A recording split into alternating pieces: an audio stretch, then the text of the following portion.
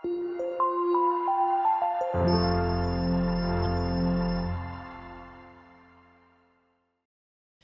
of the easiest and most simple tasks to preach about is about the love of God. And yet, as you study the love of God, it brings you to a point that it is so profound that you cannot exhaust the scriptures of the Bible to fully comprehend and expound the magnitude and the immensity of the love of God.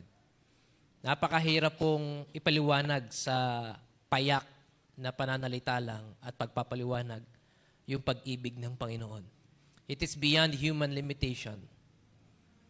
At hindi po natin mauunawaan sa limitado po nating isipan kung gaano katayog ang pagmamahal ng Diyos sa tao. It is beyond our comprehension. Pero ngayong umaga, we will attempt to decipher the Word of God for us to fully understand the love of God, ang pag-ibig po ng Diyos.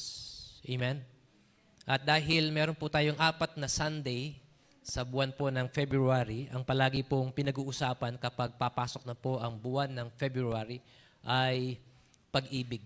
Nagiging kulay red ang kapaligiran kapag dumarating po ang February. Mabili po ang mga tsokolate at mga bulaklak kapag February. Kung gusto nyong makatipid, pumunta na lang po kayo sa Garden of Ascension. Libre po dyan. Makakapamili pa kayo. Okay, tayo pong lahat ay magsitayo and let's come to the Lord in prayer. Bago po tayo magsimulang mag-aral ng kanyang banal na salita, mapagpalang Diyos, we humbly come before you this morning and recognize our invaluableness. Lord, we are unworthy to be considered to stand before your presence because we are sinners just saved by grace. And yet we thank you for this opportunity that you would allow us to study your word, your holy word. I pray, dear Lord, that may you guide us and enlighten us. Help our feeble minds to comprehend your love toward us. And I pray, Lord, that may you hide me behind your cross. May you be glorified instead. May you be lifted up this morning. And my humble prayer is that you would teach us how to really love as you have loved us. In Christ name we pray. Amen and amen. Mari na po tayo maupo.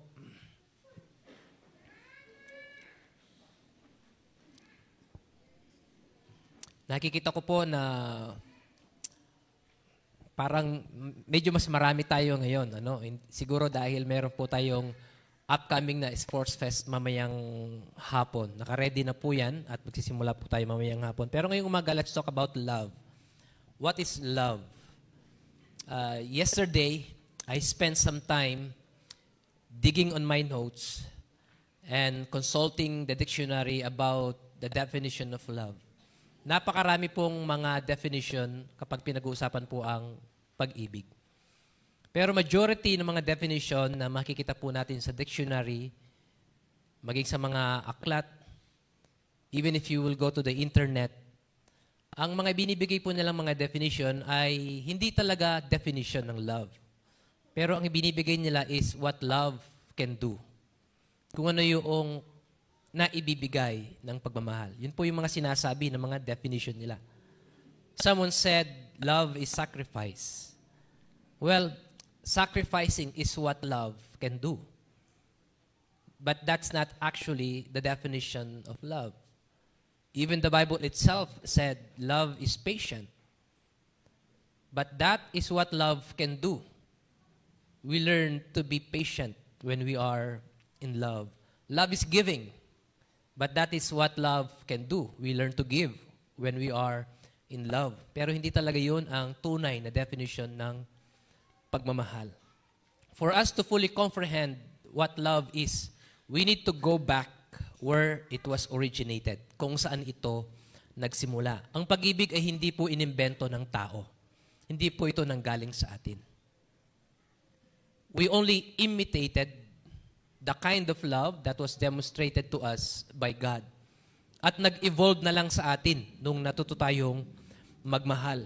Kaya napakarami nating segment pag pinag-uusapan po natin yung pagmamahal. Kapag sinabi mong mahal mo yung anak mo, yung pagmamahal mo sa anak mo ay hindi katulad ng pagmamahal mo sa kapitbahay mo. Yung pagmamahal mo sa kapitbahay mo ay hindi katulad ng pagmamahal mo sa kasintahan mo. Yung pagmamahal mo sa kasintahan mo ay hindi katulad ng pagmamahal mo sa kapatid mo. Pero lahat yon ay love, pagmamahal. Pero iba-iba yung degree ng pagmamahal sa bawat tao na meron tayong kaugnayan sa mga buhay natin. And so, for us to simplify things, let's review what love is as mentioned in the Bible. The Greek word for love is eros. It is the word to indicate love to the opposite gender. Ito yung tinatawag po natin na romantic love. Kapag meron kang nakitang magandang babae, tumibok yung puso mo, love at first sight ka mo. That is eros, romantic love. Pagmamahal mo sa opposite gender. Okay? Now, the Bible teaches us na yung opposite gender po natin, of course, ay isa lang. Pag lalaki ka, ang opposite gender mo ay babae lang. Tama po ba? Amen? Don't be surprised na yung katotohanan ng salita ng Panginoon ay tinitwist na sa panahon po natin ngayon. Pwede bang ma-inlove ang babae sa kapwa niya babae? Pwede bang ma-inlove ang lalaki sa kapwa niya lalaki? Kapag ikaw ay lumaki sa isang Kristiyanong pamilya, alam natin that God only created two genders, male and female. Sabi nga ni Manny Pacquiao, buti pa yung aso, alam niya, yung kapareha niya. Hinahabol niya yung babae. At one time, nagturo po ako sa isang university dito po sa city. That was February. At ang topic po ay love, courtship, and relationship. Pinatayo ko po lahat na may relasyon doon. And I was surprised, marami pong mga nakatayo, katabi nila babae, lalaki katabi nila lalaki. And I was caught off guard, hindi ko ine-expect yung ganong tanawin. And I came to realize that the truth of the Word of God has been really twisted in our day and time. And we need to stand for the truth that God only created two genders, male and female, Adam and Eve. Wala pong kasamang Steve. Amen? Adam and Eve lang. Ngayon, that's one kind of love, yung romantic love. Kapag na-in-love ka sa opposite gender mo, that is eros love. Kaya yung mga may asawa na po dito, mahal yung asawa nyo, that kind of love to your spouse is eros. Yung mga may kasintahan dito, yung pagmamahal mo sa kasintahan mo, that is eros love. Yung mga may nililigawan dito, that is eros love. Okay? Then number 2, the second type of love is called phileo. This is brotherly love. It refers to friendship or brotherly love as found in Romans chapter 12, verse 10, and Hebrews 13:1. Brotherly love, the Bible mentions brotherly love. Hindi po ito kapareho ng eros. Yung brotherly love ay pagmamahal mo sa iyong kaibigan. Pwede kang magkaroon ng maraming kaibigan at mahal mo silang lahat. That is phileo love. Pero isa lang ang pwede mong maging eros love. Am I correct? Isa lang. You can only have one eros love in your lifetime. But you can have multiple phileo love. Pagmamahal mo sa iyong kaibigan. That is brotherly love. Then, the third word is storge. The Greek word storge is only found in the New Testament as a negative word, astorgos. 2 Timothy chapter 3, verse 3. Sabi ng Bible doon, without natural love or without natural affection. Ito yung klase ng pagmamahal sa iyong kadugo or kapamilya. Yung anak mo, dugot laman mo yan.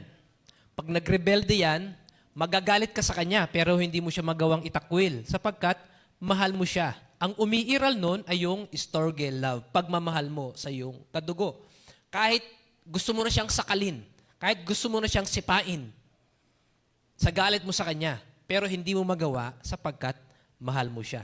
Ang umiiral nun yung storge love.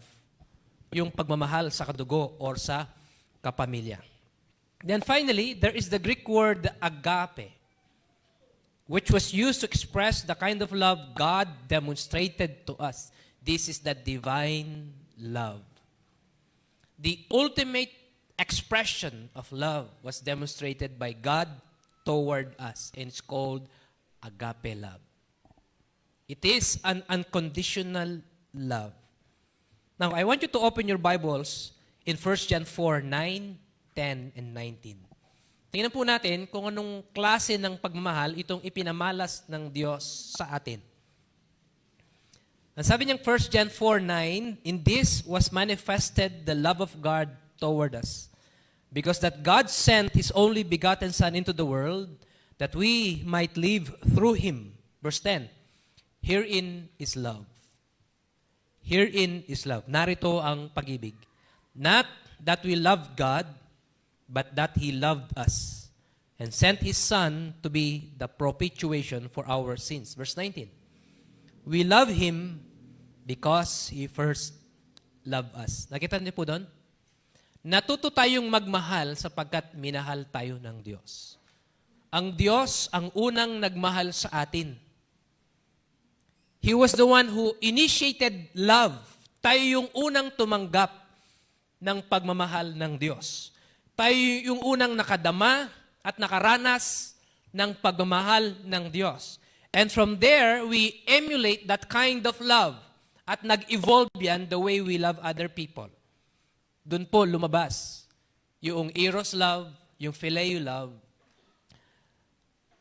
at saka yung agape love. Yung storge love. Now, I would like to bring a message entitled The Manifesto of Love. So, hati-hatiin po natin yung mga series of lessons po natin all throughout the Sundays of this month. At ngayong umaga, ang gusto ko pong talakayin po natin ay yung pag-ibig ng Diyos. Pag-ibig ng Diyos. Paano tayong minahal ng Panginoon? At next Sunday, tatalakayin naman po natin ay yung pag-ibig natin sa Diyos. Paano naman natin siyang mamahalin? Paano natin ibabalik yung affection pinakita ng Diyos sa atin? How could we return, give back the kind of love that God gave us? Manifesto in the dictionary is a declaration of the intention, motives, or views of the issuer, be it an individual, group, political party, or government. Madaling salita, the manifesto of love, ito yung pinakalayunin ng pag-ibig. What is the very purpose of love? Bakit merong tinatawag na pag-ibig? Bakit merong tinatawag na pagmamahal? At dahil ang context ng pinag-aaralan po natin ngayon ay yung pagmamahal ng Diyos, doon po muna tayo mag-focus.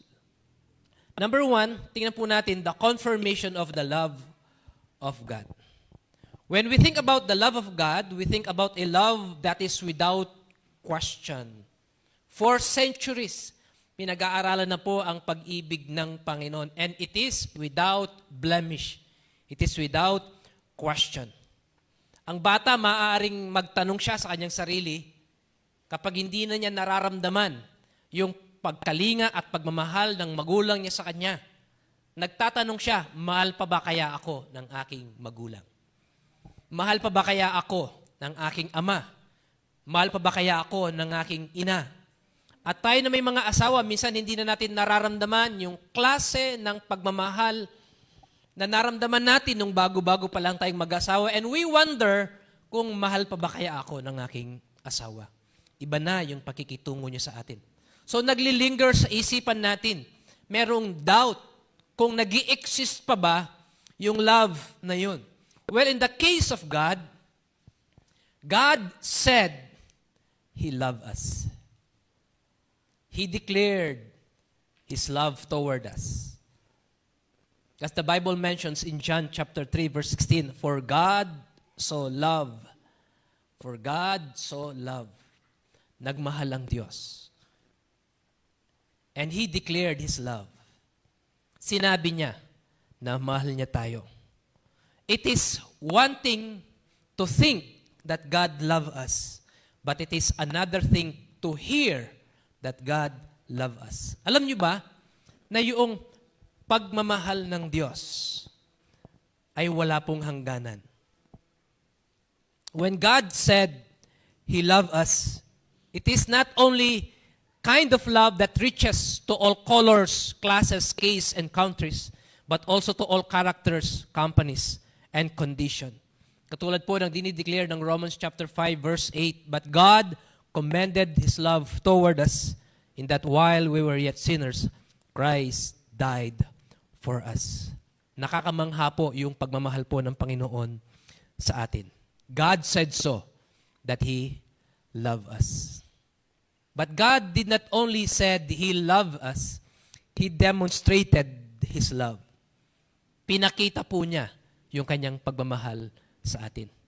Minsan kapag sinabihan ka na mahal ka or iniibig ka, kailangan mong makakita muna ng ebidensya, ng katibayan, kung totoo nga ba yung pag-ibig na yon. Sa panahon po natin ngayon, madaling sabihin sa isang tao na mahal kita ng maraming beses. But how can you prove it? Anong ebidensyang pwede mong maipakita para mapatunayan mong mahal mo nga talaga ang isang tao? Alam nyo, ang mundo po natin ngayon ay punong-puno na ng pagdududa. Naniniwala ba kayo doon? Nung araw, you can take anyone by their word. Kapag sinabi nila, maniniwala ka na at totoo yun. But today, our world is full of confusion. Nakakalito at nakakaduda. Di ho ba? Kapag sinabi ko po sa inyo na after po ng service, mag-a-ice cream po tayo, maniniwala po ba kayo sa akin? O magdududa kayo? There was a time na nag-order po ako ng keyboard para sa church. Many years ago. Para ma-secure po yung reservation, nagpadala po ako ng reservation fee, 4,000 pesos. Para sa keyboard ng church. Then after a while, I discovered na scam pala. Walang keyboard na ganun kamura. So, nawala yung 4,000 pesos ko. Then there was a time na may in-order po ako online, nung pandemic. Excited ako nung dumating siya, nung binuksan ko, ay 1 kilong bigas ang laman. Which is hindi naman bigas yung in-order ko. Nagtatawanan ako ng mga bata sa bahay. Na-scam na naman ako. There was a time na nagpunta po kami sa Tagaytay, excited kaming pamilya, at papasok na kami dun sa compound ng hotel. Tinanong nung guard kung ano yung number yung unit namin. Sinabi namin, Sir, walang ganyang unit dito, na-scam po kayo. Kaya ngayon, every time na magbubuk kami ng reservation, pag aalis kami, nandun palagi yung pagdududa. Baka scam na naman ito. Naranasan nyo na ba yan? At marami na po siguro sa atin ang na-scam. Hindi lang po hundreds, even by the thousands. Kaya, kada galaw natin, nagdududa tayo. Pag may sinabi sa iyong tao, umiiral muna yung pagdududa. Kailangan meron mo ng katibayan yung sinabi niya bago ka maniwala. And when God said, I love you, He did not only said, I love you, He proved His love. Kapag binabasa po natin yung John 3:16, it's more like a love letter of God to us. Pag sinabi ng Diyos, for God so loved the world, para niyang sinasabi na, I love you. Itrato po natin itong talatang ito na parang personal na love letter ng Diyos sa atin. When you read John 3:16 as if binabasa mo yung love letter ng Diyos sa iyo at sinasabi niyang, I love you. And to prove my love, I'm going to give my son. That's the evidence. Minsan nagtataka tayo sa buhay natin kung totoo bang mahal tayo ng Panginoon. Kung totoong mahal ako ng Diyos, bakit niya ako pinabayaan? Nalugmok ako sa ganitong klase ng buhay. Nasaan ang ebidensya ng pagmahal ng Panginoon? When we are looking for an evidence of the love of God, just look on the cross. God gave His all. God gave His best. Minsan kasi yung pag-ibig ng Diyos, sinusukat natin sa kalagayan natin sa buhay. Pag maganda ang buhay mo, mayaman ka, maganda ka, gwapo ka, mahal ka ng Panginoon. Paano naman yung mga pangit, hindi ba sila mahal ng Panginoon? Paano naman yung mga naghihirap, hindi ba sila mahal ng Panginoon? Ang nakikita kasi natin ay yung pansamantala lang. Yung pangkasalukuyang buhay. Pero ang nakita ng Diyos sa atin ay hindi lamang yung present, but the future. Even our eternal future. Yung pagkatapos ng buhay nating ito, nakita ng Diyos yung pangalawang buhay natin, ano yung kalalaglakan natin?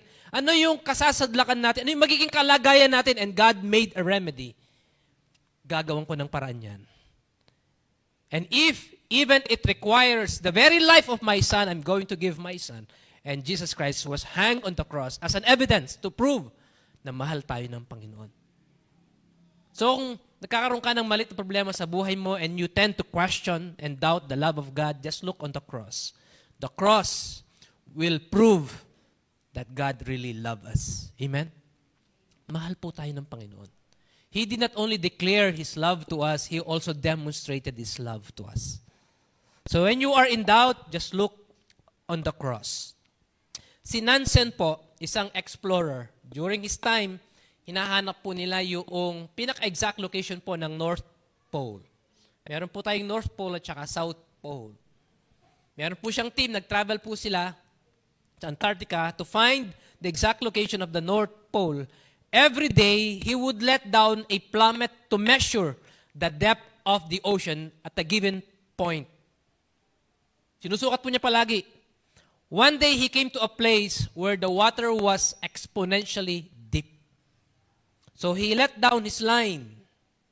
Naubos na po yung kanyang tali, pero hindi pa rin dumadapo sa pinakailalim.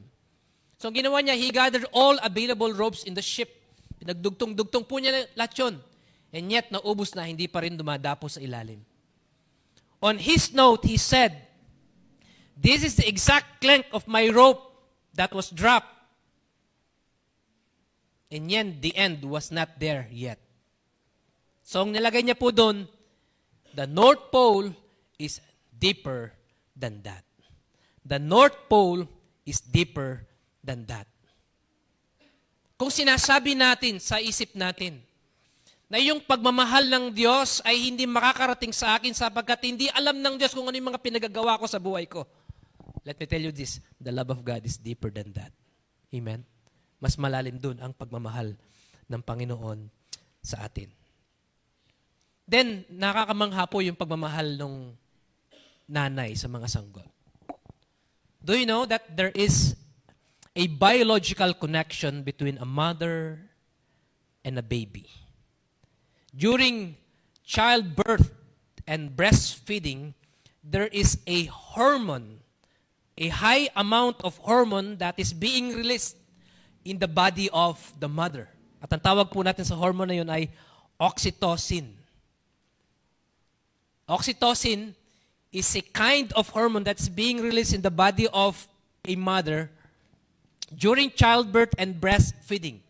It creates a strong emotional bond between the mother and the child. Ano po yung trabaho ng oxytocin na yun?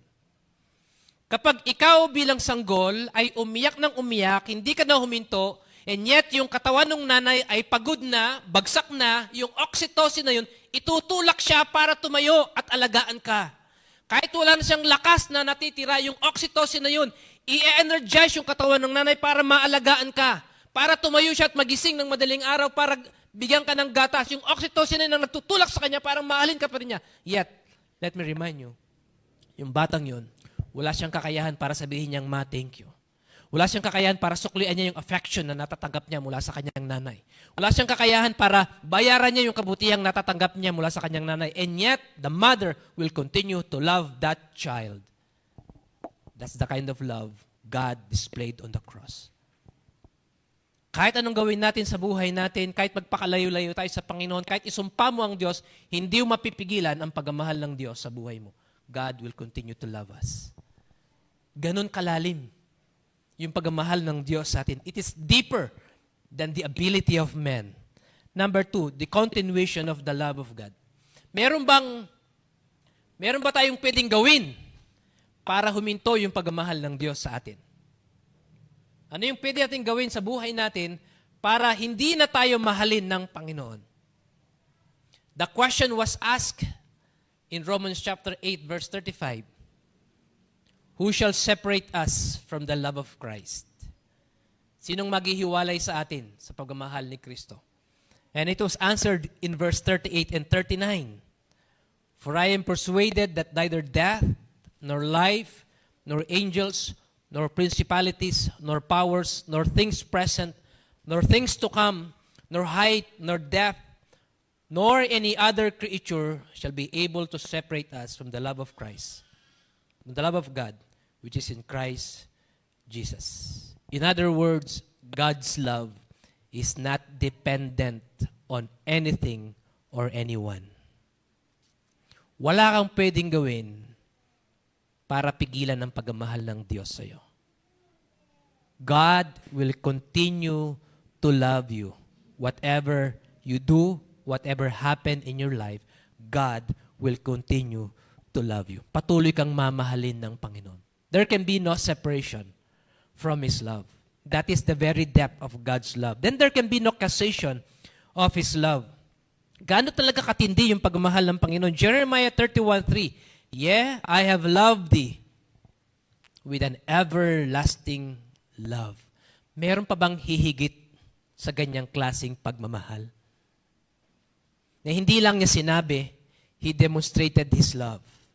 At wala kang pwedeng gawin para mapigilan yung pagmamahal ng Diyos sa iyo. At yung klase ng pagmamahal na pinapakita niya sa iyo is an everlasting love. Number 3, the contemplation of the love of God. Notice with me, in a small book in the New Testament, Jude, verse 21. The Bible says, keep yourselves in the love of God. Keep yourselves in the love of God. Keep yourselves in the love of God. Panatilihin mo ang sarili mo sa pag-ibig ng Diyos. God is constantly moving and steering us para maramdaman natin yung pagmamahal ng Panginoon sa buhay natin. So I want us to have an awareness of God's love. Maraming pagkakataon siguro sa buhay natin na tinatanong natin yung pagmamahal ng Diyos sa mga buhay natin. Naakala natin yung mga maaayos na buhay lang ang nakikita ng Panginoon, yung magagandang kalagayan sa kanilang kabuhayan ang nakikita ng Panginoon, inaalagaan sila ng Diyos, pinagpapala ng Panginoon, pero tayo parang tila ba nakalimutan na tayo ng Panginoon sa mundong ito. Para tayo naging palamuti na lang sa mundo. Dinadaanan na lamang ng biyaya ng Diyos, and yet hindi natin nararamdaman ng Diyos na gumagawa sa mga buhay natin. Si George Mueller, one of a great men in Christian history, meron po siyang motong nakadisplay doon po sa kanyang opisina. At nakalagay po doon, it matters to Him about you. Anong ibig sabihin po nun? Bawat sandali, bawat saglit, bawat segundo ng buhay natin, alam ng Diyos. Bawat detalye ng buhay mo, alam ng Diyos. Lahat ng nangyayari sa buhay mo, alam ng Diyos. Walang nawawalay sa kanyang pansin. Lahat nakikita ng Panginoon at mahalaga lahat sa Kanya yan. Because God loves you. Mahal ka ng Panginoon. Not only for us to keep an awareness of the love of God, but keep an appreciation of God's love. Ma-appreciate po natin yung pag-ibig po ng Panginoon. Unfortunately, most of the times we take it for granted. Dahil madalas na po nating naririnig, mahal tayo ng Diyos, namatay si Kristo sa krus, may langit na naghihintay sa atin, so on and so forth. At naging manhid na yung puso natin doon sa impact ng mga statement na yun, na mahal tayo ng Panginoon. And we have to be reminded again and again kung gaano kasidhi yung sakripisyong ginawa ng ating Panginoong Jesucristo para lang iparamdam sa atin yung kanyang pagmamahal. Meron po ba ditong nabuhay during the Second World War? Wala, no? Yung lolo ko nun, Second World War, parang kabilang ata siya sa mga guerrilla nun eh. Panahon po ng Hapon. Nalaman ko lamang po yun kasi sa pinakailalim nung aparador namin nun, merong malaking drawer dun. Tapos merong maliit na maleta. Dun sa maleta ay may iba't ibang klase ng bala ng baril. Merong isang bala dun, ganyan kalaki eh. Mga tira-tira daw niya yun noong panahon niya. During the Second World War, in Germany, dun sa bayan po ng Auschwitz, ay meron pong isang camp na kung tawagin po nila, Nazi death camp. Yung mga prisoner of war ay dun po kinukulong at ginagamit po sila para magtrabaho sa mga factory, sa mga planta. Pero hindi sila pinapakain, kaya siya tinawag na death camp. Yung mga namamatay sa gutom at sa sakit, tatanggalin lang, pagkatapos itatapon nila. Pero yung mga buhay pa at malalakas, mananatili at magtatrabaho. Bawal po ang tumakas. Ang diskarte ng mga German para wala pong tatakas, sa bawat isa na tatakas, 10 yung papatayin. Pag kasama mo yung pamilya mo doon, tumakas ka, kasama yung pamilya mo sa mga papatayin. So, sino nga ba naman ang tatakas? Pero at one time, meron pong isang prisoner na nagtagumpay sa kanyang pagtakas. Randomly, kumuha po sila ng 10 kalalakihan para i-firing squad. Bilang parusa dahil pinabayaan nila na mayroong makatakas. Then, isa sa kanila sumisigaw, "My wife, my children." Kung papatay niyo ako, paano sila? Then, meron pong isang lalaki by the name of Maximilian Kolbe. Isa po siyang Polish. Ang sabi niya doon sa gwardya, "Matanda na ako na lang kapalit niya." May mga anak siya at asawa. Pumayag po yung mga gwardya. Si Maximilian Kolbe ang ibinilang doon sa mga 10, firing squad. At yung lalaki, na pinalitan po niyang pangalan po niya ay Francis Zek Gawoniczek. Mahirap pong ibigkas dahil German name. Francis Zek Gawoniczek. Natapos po yung gera, nakauwi siya sa kanyang sariling bayan, kapiling yung kanyang mga anak at yung asawa niya. At para hindi niya makalimutan yung tao na ipinilit ang buhay niya para sa kanya, all throughout his life, wala po siyang ibang ginawa kundi ikwento ang buhay ni Maximilian Kolbe. Buhay ako dahil merong isang Maximilian Kolbe, binigay niyang buhay niya para sa akin. It should put us to shame na meron tayong buhay na walang hanggan dahil merong Kristo Jesus, binigay ang buhay niya sa krus para sa atin. At ano yung dapat nating gawin to pay Him tribute sa kanyang pagsasakripisyo sa krus? We should also be doing the same thing what Francis Zek did, to let people know the sacrifice of Christ made on the cross of Calvary. That is the magnitude of the love of God. God loves us. And He did not only said He loved us, He proved His love. So every time you doubt and question the love of God, just look on the cross. There, it hangs, the proof and the evidence of the love of God. Not only in our lifetime, even after our lifetime, we will continue to experience the love of God in our life. So when we reach heaven, the first thing we should find is the face of our Savior who gave His life for us. Amen?